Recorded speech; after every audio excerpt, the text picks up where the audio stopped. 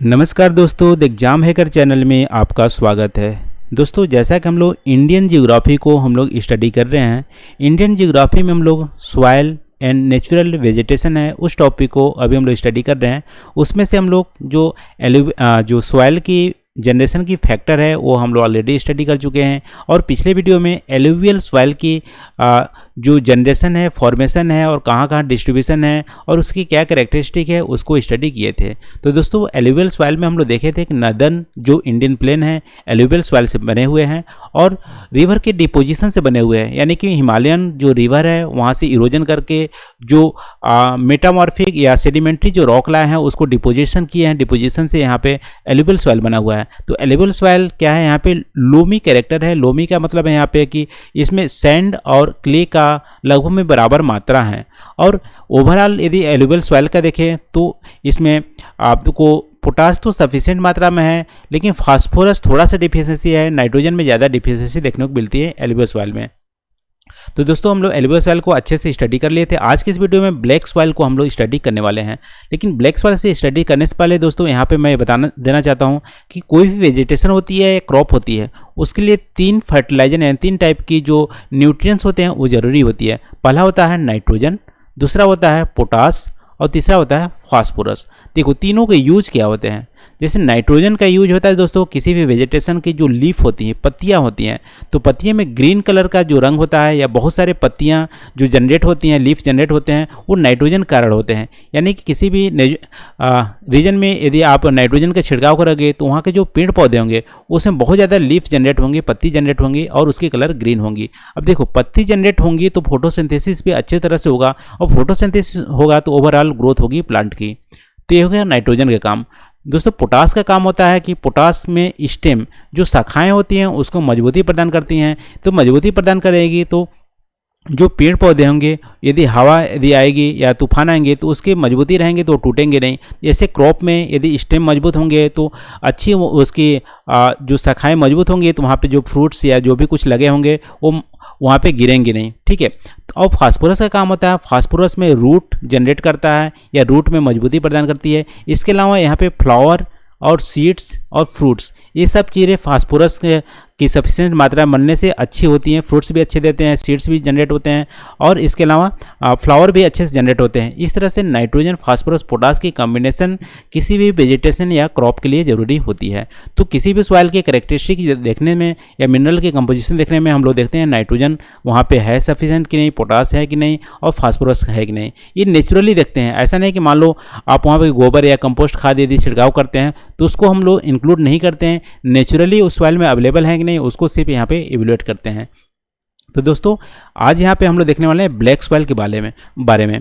तो black soil के बारे में हम लोग क्या क्या आज स्टडी करेंगे दोस्तों। सबसे पहले देखेंगे ओरिजिन ऑफ ब्लैक सॉइल और फॉर्मेशन ऑफ ब्लैक सॉइल, यानी कि ब्लैक सॉइल जो इंडिया में पाई जाती है उनका ओरिजिन क्या है, कैसे फॉर्म किए।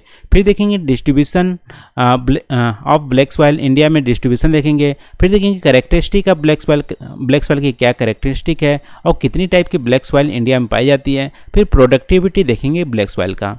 तो दोस्तों, आज की इस वीडियो में काफ़ी कुछ डिस्कस करने वाले हैं ब्लैक सॉइल के बारे में। ये एग्ज़ाम में अक्सर पूछ लिए जाते हैं, तो इसको आप ध्यान से तैयार कीजिएगा। और जो आज हम लोग डिस्कस करेंगे वो हमारे हिसाब से मोर देन सफिशिएंट होगा किसी भी एग्ज़ाम के पर्सपेक्टिव से ब्लैक सॉइल के बारे में। तो चलिए आज का वीडियो स्टार्ट करते हैं दोस्तों। सबसे पहले यहाँ पे देख लेते हैं ओरिजिन ऑफ ब्लैक सॉइल। देखो, ब्लैक सॉइल की ओरिजिन आप देखोगे तो इंडिया में जो ब्लैक सॉइल पाई जाती हैं वो डेक्कन ट्रैप के आसपास पाई जाती हैं। तो डेक्कन ट्रैप की ओरिजिन आप देखोगे तो ये क्या है, वोल्केनोज ओरिजिन है। आप देखोगे जब इंडियन की जो प्लेट थी वो नर्दर्न की ओर मूव कर रही थी, यानी यूरेशियन की प्लेट से टकराने से पहले, यानी 66 मिलियन ईयर्स पहले आप देखोगे इंडियन की प्लेट रीयूनियन जो वोल्केनोज हॉट स्पॉट थे इंडियन ओशियन में वहाँ से गुजरी। तो वहाँ से गुजरने से डेक्कन प्लेट में क्या हुआ, एक होल जनरेट हुआ और उससे क्या हुआ, जो वोल्केनो के इरप्शन थे वो डेक्कन ट्रैप में आके फैल गए, यानी डेक्कन ट्रैप वाले रीजन में फैल गए। तो यहाँ पे डेक्कन ट्रैप जो है वो इग्नियस बेसाल्टिक रॉक से बना हुआ है। तो इग्नियस जो ब्लैक सॉइल की जो पेरेंट रॉक है वो है इग्नियस बेसाल्टिक रॉक, जो एक तरह से एक्सट्रूसिव रॉक है। एक्सट्रूसिव मतलब कि जो वोल्केनोज की जो लावा जनरेट हुई है वो सरफेस में आके सेट हो गई है, तो उस तरह की रॉक है और इसके वेदरिंग से ही ब्लैक सॉइल बने हैं। ठीक है, तो ब्लैक सॉइल का पेरेंट रॉक क्या है? इग्नियस बेसाल्टिक रॉक, जो वोल्केनिक ओरिजिन है और एक एक्सट्रूसिव रॉक है और इसकी वेदरिंग से ब्लैक सॉइल जनरेट हुआ है। और क्लाइमेटिक कंडीशन देखो, ब्लैक सॉइल में वेदरिंग है और पेरेंट रॉक क्या है? Basaltic igneous rock. तो दोनों ही वेदरिंग की वजह से यानी हाई टेम्परेचर से और रेनफॉल की वजह से वेदरिंग हुई और इसके चलते ब्लैक सॉइल का जनरेशन हुआ। और इनकी आप एज देखोगे तो 66 मिलियन ईयर्स की एज है और इनकी डेप्थ आप देखोगे 2000 मीटर के आसपास डेप्थ है इसकी मैक्सिमम, यानी डेकन ट्रैप या जो ब्लैक सॉइल की डेप्थ है वो 2000 मीटर के आसपास है। तो ये हो गया दोस्तों ओरिजिन ऑफ ब्लैक सॉइल और फॉर्मेशन ऑफ ब्लैक सॉइल। और ब्लैक सॉइल के दोस्तों यहाँ पर रेगुर सॉइल भी बोलते हैं और इसके अलावा बोलते हैं कॉटन की क्रॉप के लिए ये बहुत ज़्यादा आइडियल होता है, अच्छा होता है, इसलिए उसको ब्लैक कॉटन सॉइल बोलते हैं। तो आपसे रेगुर सॉइल के बारे में पूछे या ब्लैक कॉटन सॉइल के बारे में पूछे या ब्लैक सॉइल के बारे में पूछे तो तीनों सेम ही है। तो ये हो गया दोस्तों ओरिजिन है फॉर्मेशन ऑफ ब्लैक सॉइल। अब देख लेते हैं डिस्ट्रीब्यूशन ऑफ ब्लैक सॉइल। तो डिस्ट्रीब्यूशन ऑफ ब्लैक सॉइल आप देखोगे जहाँ जहाँ पे वोल्केनोज की इरप्शन हुए थे, जहाँ जहाँ जो बेसाल्टिक जो इग्नियस रॉक हुए थे वहाँ पे ब्लैक सॉइल के फॉर्मेशन हुआ। इसके अलावा आप देखोगे कि जो रिवर्स थी वेदरिंग करके वहाँ से इरोजन करके जो डिपोजिशन की है रिवर की वैलीज में, तो वहाँ भी ब्लैक सॉइल को दिखते हैं। जैसे आप देखोगे इमेज में यहाँ पे इंडिया के मैप में, तो यहाँ पे डेक्कन ट्रैप है, तो डेक्कन ट्रैप में तो है ही, लेकिन यहाँ पे आप देखो गोदावरी रिवर है, यहाँ पे कृष्णा रिवर है। तो गोदावरी रिवर और कृष्णा रिवर दोनों ही इरोजन करके अपने वैलीज में डिपोजिशन किए हैं, इसलिए इनके गोदावरी और कृष्णा रिवर की जो वैलीज हैं वहाँ पे ब्लैक सॉइल देखने को मिलेंगे। फिर गुजरात की जो सौराष्ट्र रीजन है और मालवा की जो प्लेट्यू है और यहाँ पे थोड़ा सा भी, और तमिलनाडु में और कर्नाटका में यहाँ पे थोड़ा थोड़ा एरिया देखने को मिलते हैं। तो इस तरह से जो ब्लैक सॉइल का डिस्ट्रीब्यूशन है वो कहाँ पे है? महाराष्ट्र के प्लेट्यू में, सौराष्ट्र की प्लेट्यू में, मालवा की प्लेट्यू में और मध्य प्रदेश और छत्तीसगढ़ में भी पाए जाते हैं। फिर गोदावरी और कृष्णा वैलीज में भी पाए जाते हैं। ये जनरली इरोजन करके डेक्कन ट्रैप से जो सॉइल लाए हैं वो डिपोजिशन किए हैं गोदावरी और कृष्णा का वैलीज में। इस तरह से डिस्ट्रीब्यूशन आपको ब्लैक सॉइल को देखने को मिलते हैं। फिर देखो दोस्तों कैरेक्टरिस्टिक। तो कैरेक्टरिस्टिक की बात करें तो ब्लैक सॉइल पहले देख लेते हैं। ब्लैक सॉइल की जो कलर है वो वहाँ पे जो सॉइल है उसमें आयरन, एल्युमिनियम और मैग्नेटाइट, ये तीनों के कंपोजिशन से जो सॉइल की कलर है वो ब्लैक है।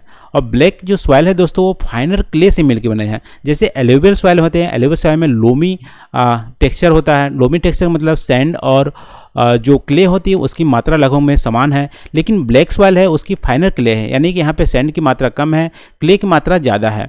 तो फाइनर क्ले होने के कारण ये क्या होती हैं कि जब वेट होती है, जब इसमें पानी पड़ता है तो स्टिकी हो जाती हैं, क्योंकि आयरन और एल्युमिनियम का कंटेंट भी पाया जाता है, तो बहुत ज़्यादा स्टिकी हो जाती है। लेकिन जब ड्राई होती है तो क्रैक जनरेट होता है। तो इस नेचर को सेल्फ फ्लोइंग भी बोलते हैं, यानी कि अपने आप जुदाई होती है। जब वेट होता है तो वहाँ स्टिकी हो जाती है, मजबूत हो जाती है, और क्रैक जनरेट होता है जब ड्राई होती है। ये क्यों होती है? क्योंकि फाइनर क्ले पाए जाते हैं और इस नेचर को सेल्फ फ्लोइंग भी बोलते हैं।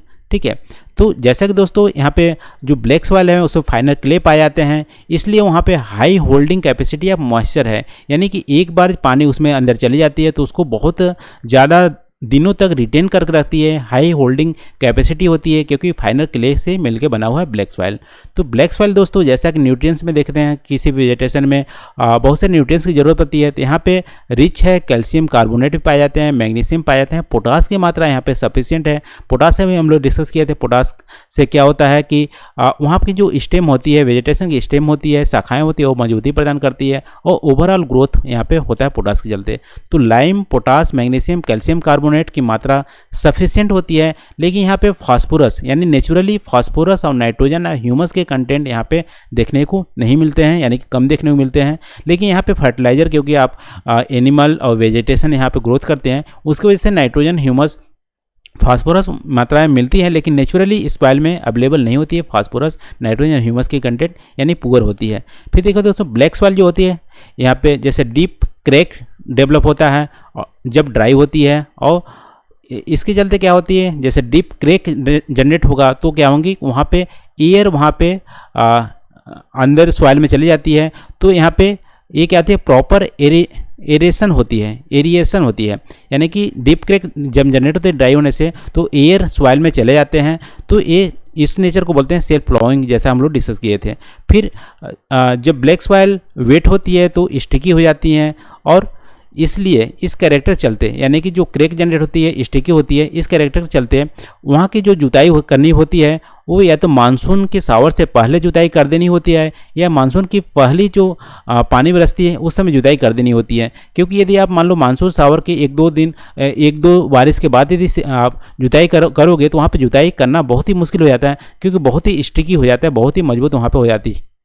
ठीक है, तो इस तरह से ब्लैक सॉइल को मैनेज करते हैं वहाँ पे एग्रीकल्चर करने में। फिर देखो ब्लैक सॉइल है बहुत ही फर्टाइल है और हाईली सूटेबल है बहुत सारे क्रॉप का। ठीक है, क्यों? इसके रीज़न है क्योंकि हाई मॉइस्चर होल्डिंग कैपेसिटी होती है, क्योंकि फाइनर जो क्ले होती है उसमें मात्रा ज़्यादा है, इसलिए हाई मॉइस्चर होल्ड करती है।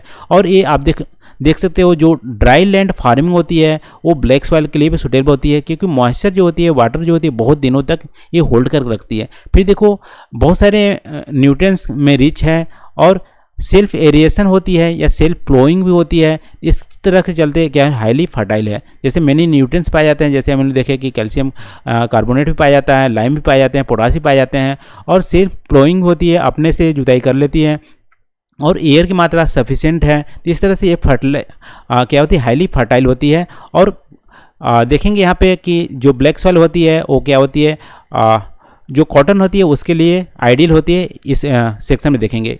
तो पहले देख लेते हैं ब्लैक सॉइल की दो टाइपें कौन कौन सी है। तो पहला होती है लाइट ब्लैक सॉइल, और ये पाए जाते हैं हाईलैंड में, जैसे डेक्कन वेस्टर्न घाट या डेक्कन जो ट्रैप है वो हाईलैंड्स में, वहाँ पे जो लाइट ब्लैक सॉइल पाए जाते हैं। और डीप ब्लैक सॉइल कहाँ मिलते हैं, लो लैंड या वैली में, जैसे कृष्णा और कावेरी की वैलीज में आपको डीप ब्लैक सॉइल देखने को मिलते हैं, क्योंकि वो इरोजन करके वहाँ पे डिपोजिशन किए हुए हैं, तो वहाँ पे डीप ब्लैक सॉइल देखने मिलेंगे। जो डीप ब्लैक सॉइल होते हैं जो दोस्तों वो हाईली प्रोडक्टिव होते हैं, क्योंकि इसमें हाई क्ले की मात्रा, आयरन, पोटास, ह्यूमस के कंटेंट भी मिलते हैं डीप ब्लैक सॉइल में।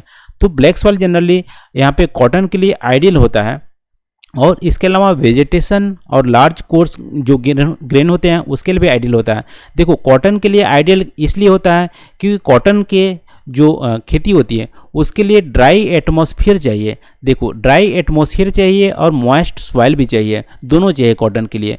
तो ड्राई एटमॉस्फेयर, तो आपको एटमॉस्फेयर ड्राई होता ही है, महाराष्ट्र या जो डेक्कन ट्रैप के रीजन है वहाँ पे एटमॉस्फेयर ड्राई रहता है लॉन्गर ड्यूरेशन के लिए, लेकिन मॉइस्ट सॉइल चाहिए। तो मॉइस्ट सॉइल क्या होती है, जैसा कि ब्लैक सॉइल हाई रिटेंशन होती है, यानी वाटर को बहुत दिनों तक रिटेन कर रखती है, तो मॉइस्ट सॉइल भी ब्लैक सॉइल से मिल जाता है। और ड्राई एटमॉस्फेयर तो वहाँ के एटमॉस्फेयर है ही, इसलिए कॉटन के लिए क्या है, ब्लैक सॉइल आइडियल है। ठीक है, क्योंकि ब्लैक सॉइल के लिए मॉइस्ट सॉइल चाहिए। तो इस तरह से कॉटन कल्टीवेशन के लिए आइडियल है, इसलिए इसको बोलते हैं कॉटन ब्लैक सॉइल भी बोलते हैं ब्लैक सॉइल को। तो आज की वीडियो में आई थिंक इतना ही दोस्तों। आज की वीडियो हम लोग देखें कि प्रोडक्टिविटी ब्लैक सॉइल की कैसी होती है और कितने टाइप के होते हैं, कैरेक्टरिस्टिक क्या होती है ब्लैक सॉइल की, और देखें ब्लैक सॉइल की डिस्ट्रीब्यूशन कहाँ कहाँ पे है, और ओरिजिन और फॉर्मेशन ऑफ ब्लैक सॉइल देखें। तो आज के वीडियो में इतना ही दोस्तों। आई होप आपको वीडियो पसंद आए होंगे। यदि वीडियो पसंद आए होंगे तो प्लीज़ आप कमेंट करके आप हमें ज़रूर बताइए वीडियो कैसे लगा। अगले वीडियो में हम लोग रेड सॉइल और येलो सॉइल दोनों को डिस्कस करने वाले हैं। तो आज के लिए बस इतना ही दोस्तों। Thank you for watching. मिलते हैं अगले वीडियो में नए टॉपिक के साथ। Thank you.